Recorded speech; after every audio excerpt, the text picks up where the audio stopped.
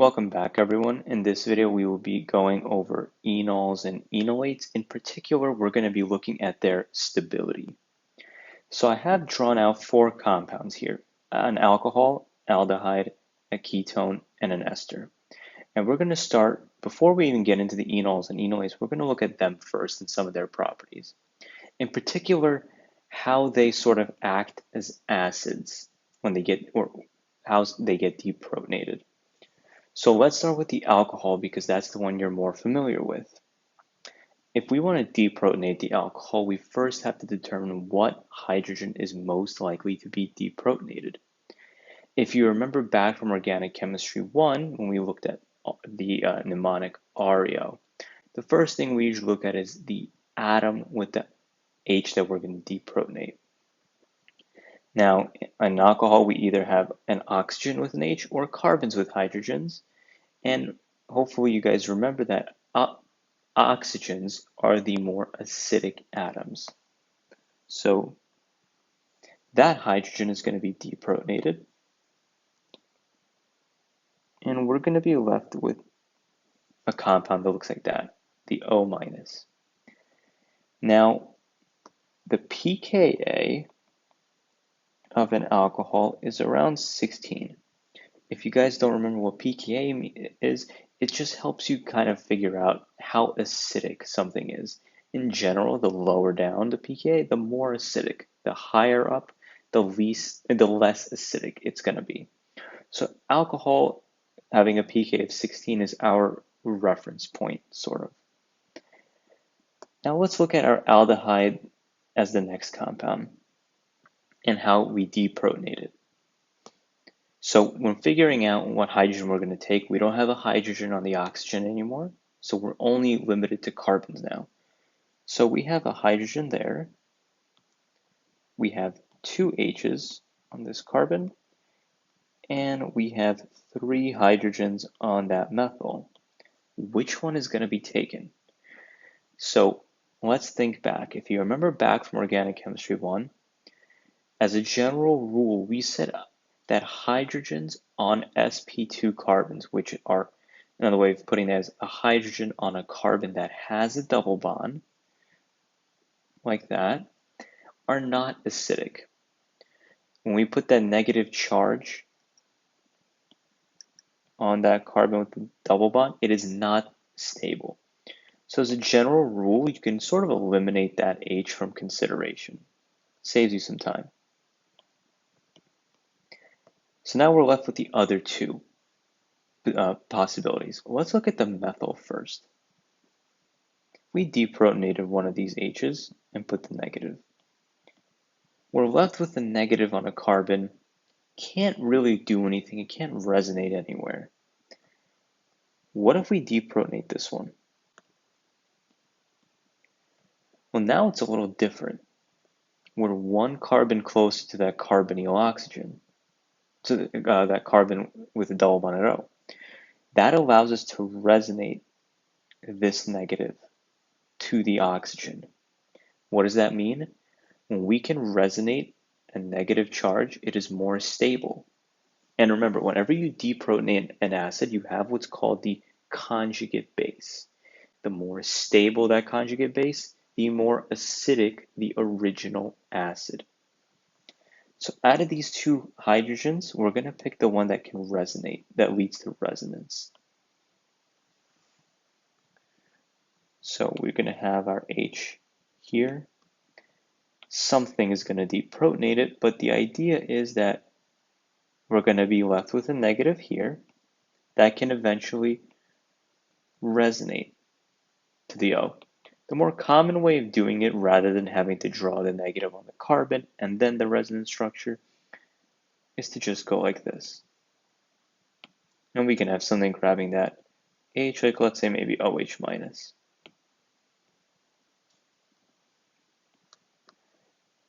But the idea is that we're going to have something that looks like that. An O minus that is directly on a carbon with a double bond, and that's double bonded to another carbon, that is called an enolate. This is the enolate of a aldehyde.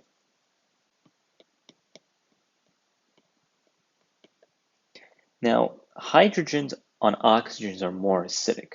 That's why an alcohol H is more acidic than an aldehyde hydrogen, because on the aldehyde it's on a carbon. At least that's where it started out, if you remember how we drew the negative here first. And so just by the fact that the hydrogen that we originally deprotonate was on a carbon, we're already less acidic. Carbons can stabilize negative charges as well as oxygens. So since it's not as acidic as the alcohol, the pKa is going to be a little bit higher. And the pKa is actually going to be around 17 for an aldehyde. These are not numbers you really have to memorize. If you understand the concepts of the fact that carbons cannot stabilize negatives as well as oxygens, it'll inherently tell you that deprotonating a carbon is not as acidic as deprotonating an oxygen. That's why its pKa is higher, less acidic.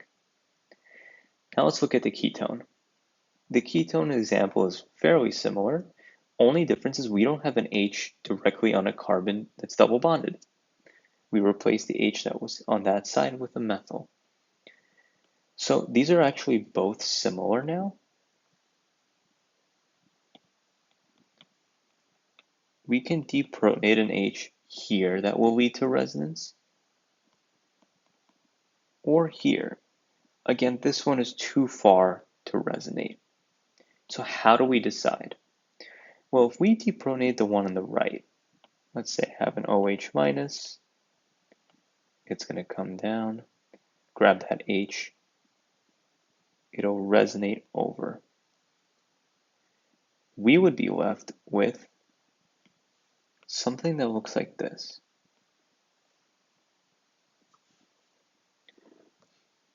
All right, now keep the structure of that double bond in mind. If we look at that double bond, it's connected only to one, the substituents on that double bond are an O minus and a carbon. And in particular, when we look at double bond stability, we care mainly about the carbons. So the trick is to highlight the carbon of the double bond and count how many carbons are coming off of those highlighted carbons. So technically, it's just one mono-substituted double bond. Now, let's say we try the other side.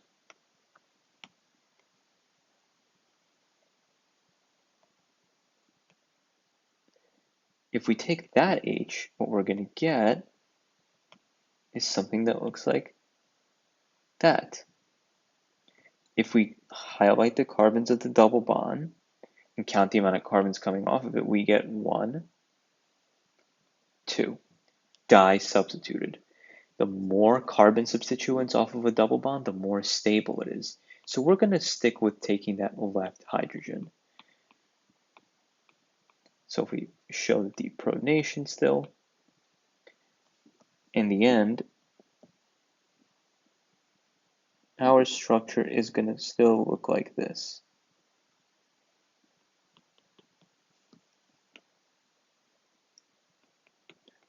Now, how does this, and again, this is an enolate, just of a ketone, but the main structure for enolates are just right here. Right there, the O minus connected to a carbon, double bonded to another carbon. All right, well, what's the pK of the ketone? Well, if we look, how does the enolate or the conjugate base of the aldehyde compare to the ketone? The only difference is an H and a methyl. If you remember back to Orgo 1 when we learned acidity, methyl groups or like alkyl groups like other carbon chains are actually electron donating groups. So we have an electron donating group, and it's right next to a negatively charged atom. So it's going to donate electrons to an atom or an area that already has a lot of electrons. So we can think of it as sort of overloading that area. And when we put too much charge in one spot and the charges are the same, it leads to instability. So this conjugate base is not as stable as the enolate conjugate base of the aldehyde. And because it's not stable, it means as stable, not as stable, that means the original acid isn't as acidic. So the pK should be a little bit higher, and in fact it's around 19. All right, not as acidic. The last one is an ester. In this scenario again, we're going to be deprotonating something. We're not going to touch the H's over here because we've already seen it can't resonate to the O. We still have these hydrogens as an option, but what about this methyl? If we deprotonate one of those H's to put the negative on a carbon, the question is, can it resonate anywhere? Now this oxygen it's connected to, if we look at its lone pairs, it's actually got 2, which means as of now it's got a full octet. If I try to do this to put a double bond here, this O is going to have more than a full octet, and it can't fix that. It can't lose any electrons to stop that from happening. So that negative cannot resonate anywhere, and so that is not the hydrogen we're going to deprotonate. So we're actually only left with really just one option here, and that's right here.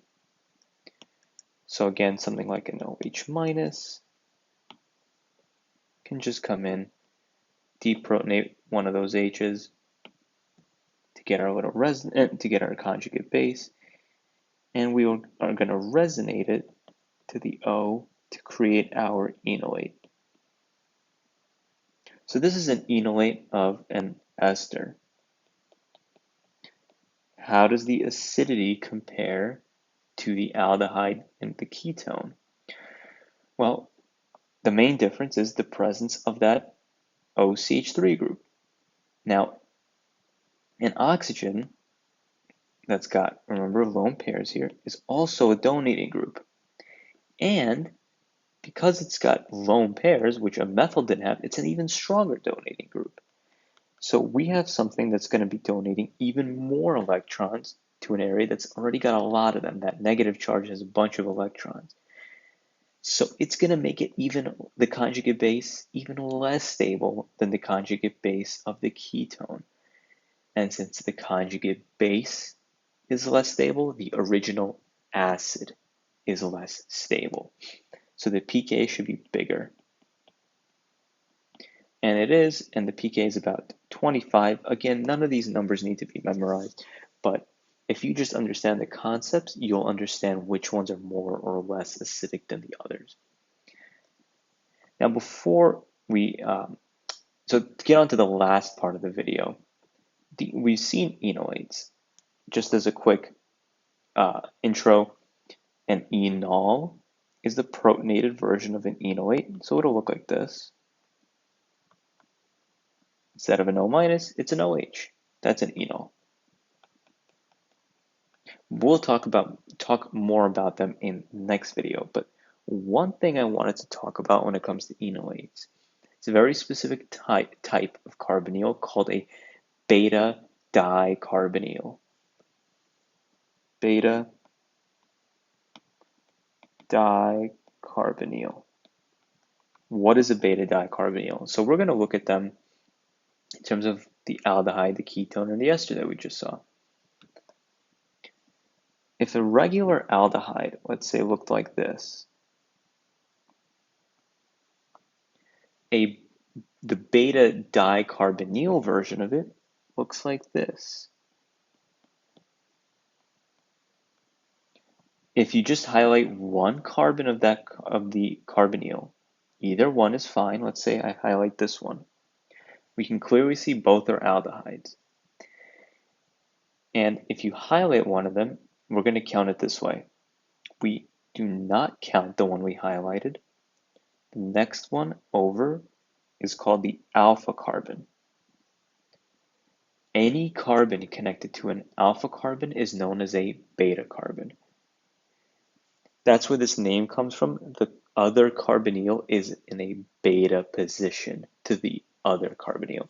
And we could have counted from either one, wouldn't matter, like this. So what's so special about these types of carbonyls? So if we look at them and we try to form their enolates, the good news is that it's an easy trick to remember with these types of carbonyls. The most acidic H is most of the time the H on that center carbon. Why is that? So we have two hydrogens there. I'm going to just draw one to keep it simple. The other one is there, it's just not drawn in. If something deprotonates that bond can collapse down onto either side. It can go this way and give us a enolate that looks like this.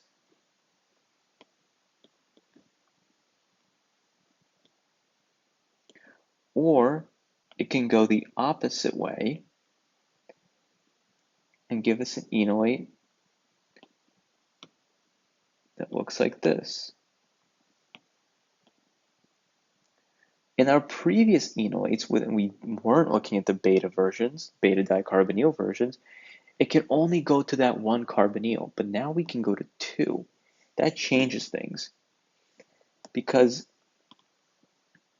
no matter which one it chose, the red path or the blue path, these two versions can resonate with each other. The O- can drop down to form the double bond there, which would push this over and bring that up. This one can do the exact same thing. So now my negative can resonate between two oxygens, making the conjugate base enolates way, way more stable than if I only had one carbonyl. And in fact, when you make this turn an aldehyde into a beta dicarbonyl aldehyde, the pKa goes to 5. That's much more acidic than the regular aldehyde and much more acidic than the alcohol. The same trend works with all of them. The ketone version can look like this.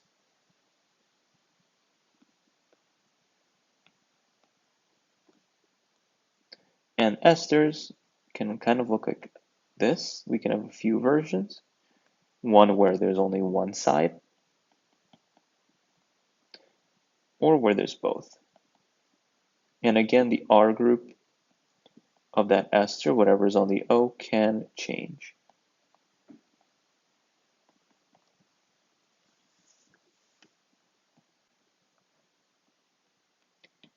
And we can have the same thing. We can have one carbonyl be a ketone, one be an aldehyde. Okay, so there's a bunch of different versions here. And if we drew all of their conjugate bases out,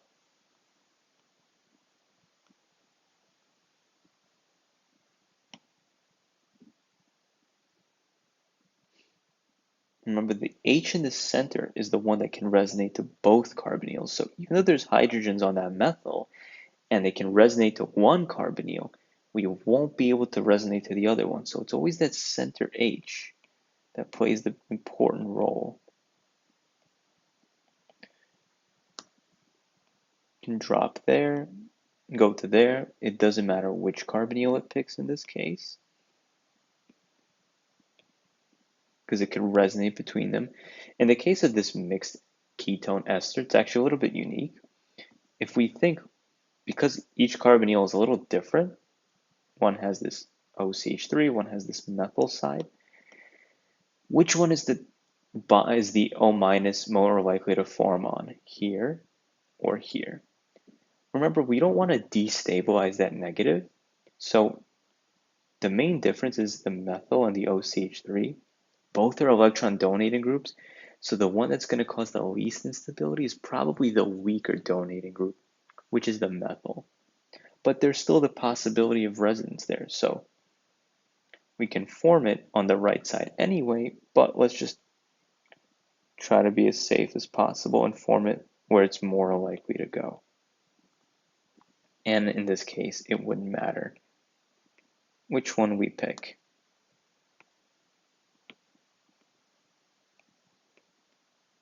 Now, if we look at all the pKa's, we already did the aldehyde one is 5. The pK of the ketone one, we can already figure out from up here, the ketone one should already be less acidic, so a higher pK. The pKa is actually around 9. Again, these are not numbers you have to memorize. This pKa is around 11, and this one around 13. Then there's a lot of numbers here, but it's the trends that are the important part. And what kind of trend can we get from all of this? Is that the beta dicarbonyl version of the top compounds are always more acidic. So aldehydes are always the more acidic one out of aldehydes, ketones, and esters. But the beta dicarbonyl versions are even more acidic. So I kind of created a rank list, and I'm going to exclude the alcohol here because we're mainly focusing on the enol and enolate compounds, not the alcohols. The list would look sort of like this, with aldehydes being the more acidic, followed by ketones, followed by esters. But I'm going to duplicate this.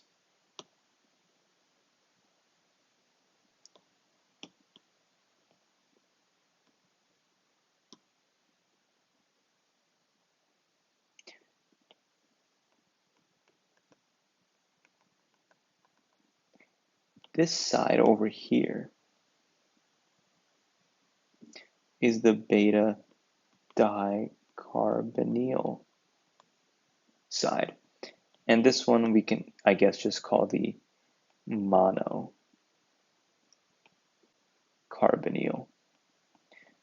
So within the trends, aldehydes are always more acidic, followed by ketones and esters. But the beta dicarbonyl versions are always the more acidic ones.